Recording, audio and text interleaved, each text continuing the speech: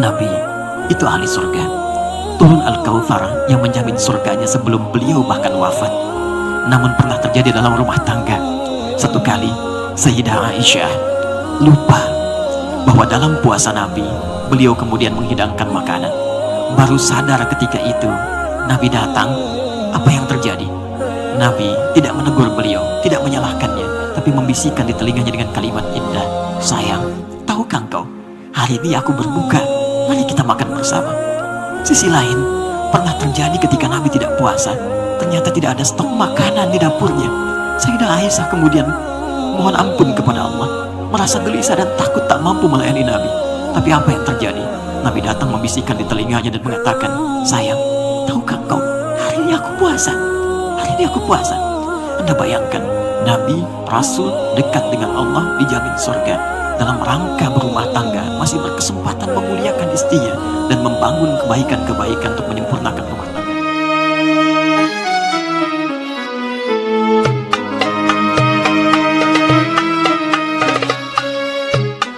Di dalam Al-Quran terdapat 3 pesan penting yang Allah tegaskan bagi setiap insan beriman yang akan, sedang, dan telah melangsungkan pernikahan.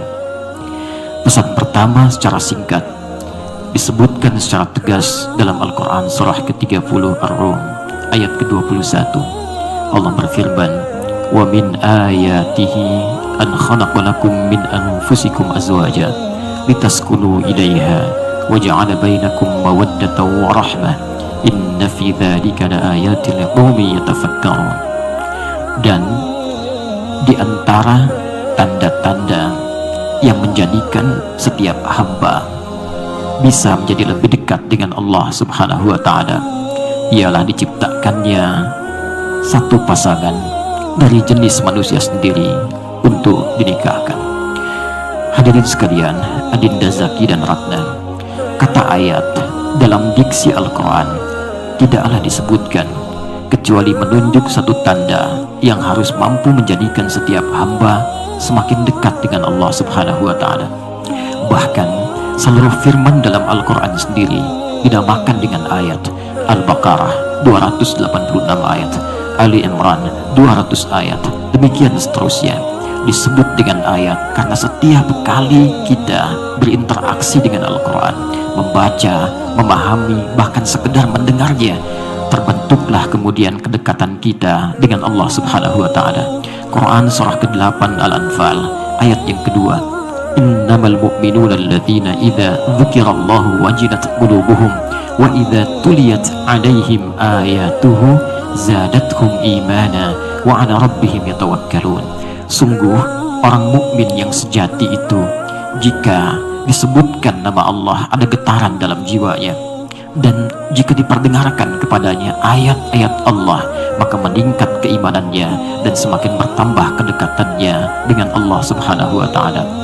Ada rumus yang sangat singkat dalam tafsir. Jika disampaikan informasi dalam Al-Quran dan dibuka tegas langsung dengan lafaz ayat, maka informasi dimaksud bukan sekedar ingin mengabarkan sebuah peristiwa ataupun ketentuan yang disampaikan oleh Allah, tapi sekaligus ditujukan membangun kedekatan dengan Allah Subhanahu wa Ta'ala. Ayat pernikahan dibuka oleh Allah langsung dengan diksi ayat, seakan-akan ingin menegaskan bahwa tujuan utama, puncak dari akad, puncak dari nikah itu tiada lain untuk membangun kedekatan dengan Allah Subhanahu wa Ta'ala. Karena itulah banyak ulama mengatakan, jika ada seorang yang telah berumah tangga belasan tahunkah, puluhan tahunkah, tapi tidak semakin mendekat kepada Allah, maka boleh jadi ada yang tidak tepat dalam rumah tangganya. Adinda, kedekatan dengan Allah ini bahkan dijadikan oleh Allah sebagai kunci pembuka dari 3 harapan yang diinginkan oleh setiap orang yang ingin berumah tangga. Ketenangan dalam rumah tangga yang disebut dengan sakinah itu, limpahan harta yang membawa cinta yang disebut dengan mawaddah, dan perhatian dalam yang disebut dengan rahmah itu, litaskunu ilaiha wa ja'ala bainakum mawaddah wa rahmah. Samara, sakinah, mawaddah, dan rahmah tidaklah disampaikan oleh Allah kecuali pintunya dibuka dengan ayat membangun kedekatan dengan Allah. Banyak orang mendambakan samara, bahkan menuliskan di pintu rumahnya, tapi anehnya Allah sang pemilik rahmat, sang pemilik mawaddah, sang pemilik sakinah tidak ia dekati. Karena itulah membentang limpahan ayat dalam Al-Quran yang langsung memberikan janji kepada setiap insan beriman. Ketika Anda mampu meningkatkan ibadah, takwa kepada Allah, maka akan diringankan, bahkan diberikan limpahan segala kenikmatan, khususnya dalam rumah tangganya. Quran surah ke-65 di akhir ayat kedua, di awal ayat ketiga. Wa may yattaqillaha yaj'al lahu makhraja wa yarzuqhu min haitsu la yahtasib. Siapa yang mampu meningkatkan takwanya kepada Allah, maka akan diberikan solusi dari setiap problematika kehidupan yang dialami, bahkan dilimpahkan rezeki dari sisi yang bahkan tidak pernah ia duga. Quran surah kedua di akhir ayat 189. Wattaqullah la'allakum tuflihun. Tingkatkan takwamu kepada Allah, aku jamin, kata Allah, kalian akan bahagia hidupnya. Karena itu adinda, jika kelak telah selesai akad ini, maka jangan cukupkan saat persiapan kalian menjelang akad. Pasca itu, dekati Allah dengan sempurna. Bangun di malam hari, sholatlah, dekatkan diri dengan Al-Quran. Tiada keindahan bagi pasangan ketika suami dapat kemudian menjadi imam, istri kemudian menjadi makmum di belakang, lalu suami kemudian berdoa, istri mengaminkan, mencium tangannya, dan sejak saat itulah kemudian bentangan kasih Allah diberikan kepada keduanya. Sungguh banyak gelar didapatkan manusia, tapi tidak jarang tak mampu menyelesaikan persoalan kecil di rumah tangga. Tapi banyak persoalan besar yang justru dientaskan dalam hempasan sejadah.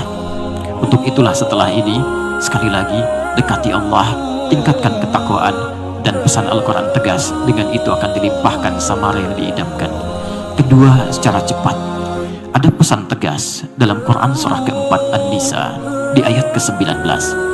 Allah saking tegasnya meminta setiap insan beriman mempertaruhkan imannya untuk menyampaikan dan mengimplementasikan pesan-pesan ayat ini. Ya ayyuhalladzina amanu, hei seluruh orang beriman tanpa kecuali. Bahkan dalam ilmu nahwu, huruf ya munada disebutkan 361 kali dalam Al-Quran. Huruf nida tidak digunakan kecuali untuk memanggil yang dekat, jauh, dan menengah. Ada 14 huruf yang digunakan dalam ilmu nahwu, tapi di Al-Quran seluruhnya hanya untuk ya. Seakan Allah ingin mengatakan, hei semua pemilik iman, laki-laki, perempuan, dekat, menengah, ataupun jauh.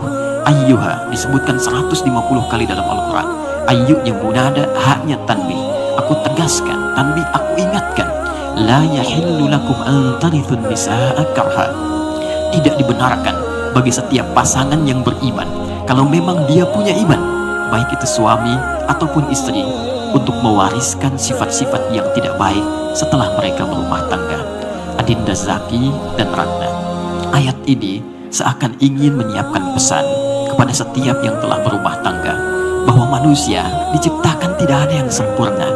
Bahkan manusia dari 5 nama yang disebutkan di Al-Quran disebut dengan insan, 65 kali disebutkan dalam Al-Quran.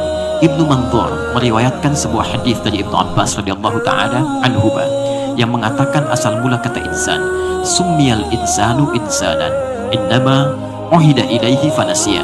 Manusia itu disebut dengan insan. Kenapa?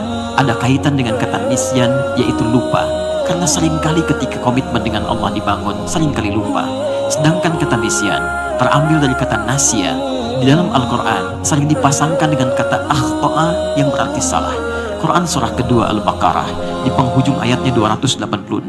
Rabbana la tu'akhidna in nasina au akhtana.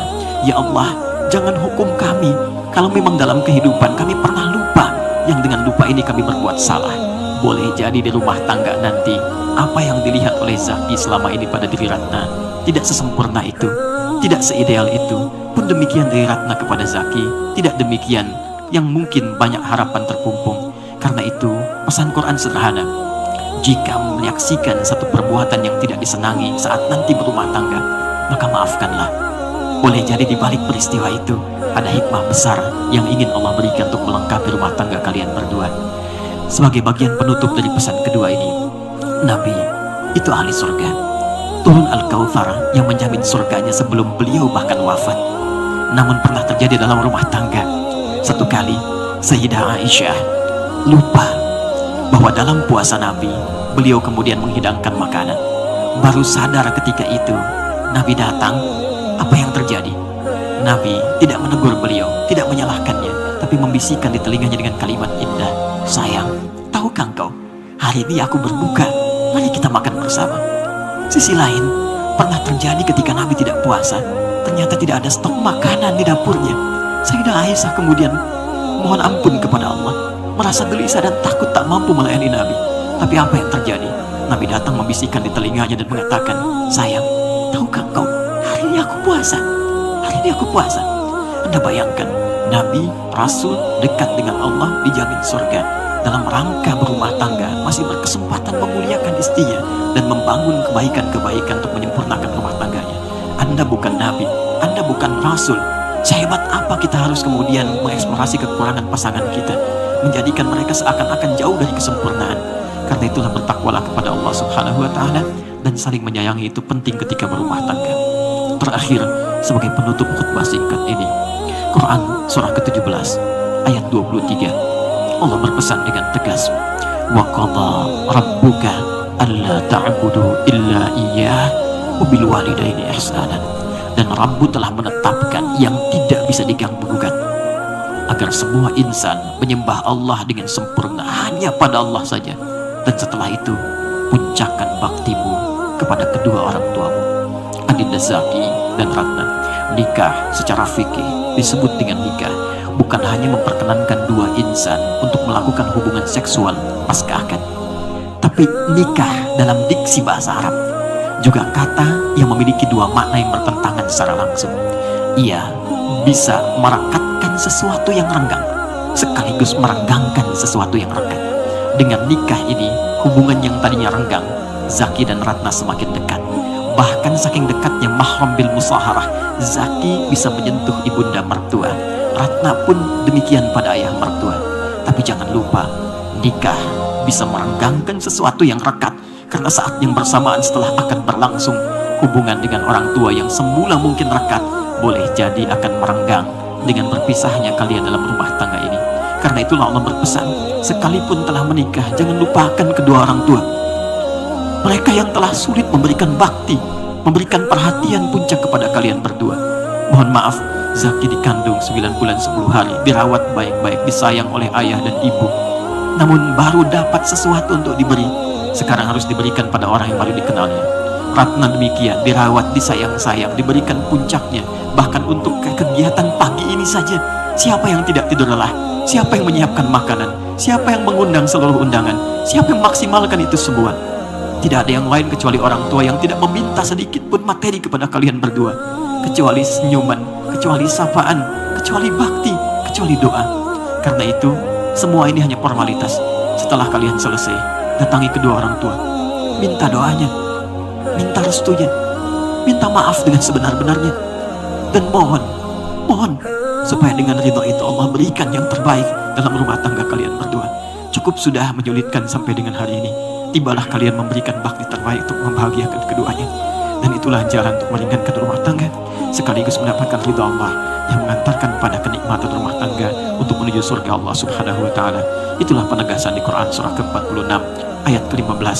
Jika kalian sukses nanti, jangan pernah kalian lupakan untuk mengeringkan bahkan sekedar doa, Rabbi auzi'ni an ashkura ni'mataka allati an'amta 'alayya wa 'ala walidayya wa an a'mal salihan tardah. Hadirin sekalian dan adinda berdua, itu yang mampu kami sampaikan dalam kesempatan khutbah singkat ini. Semoga dengan itu semua akad ini dilancarkan oleh Allah Subhanahu wa Ta'ala. Kita semua yang hadir diberkahi oleh Allah Subhanahu wa Ta'ala dan disertakan dalam ridha Allah berupa sakinah, mawaddah dan rahmah yang mengantarkan kepada ridhanya, dan semoga dipertemukan dengan Rasulullah sallallahu alaihi wasallam. Barakallahu li wa lakum fil Qur'anil azim wa nafa'ani wa iyyakum bima fihi minal ayati wa dzikril hakim wa taqabbala minni wa minkum tilawatahu innahu huwas samiul alim. Wa la dzikrullahi akbar wallahu ya'lamu ma tasna'un. Assalamualaikum warahmatullahi wabarakatuh.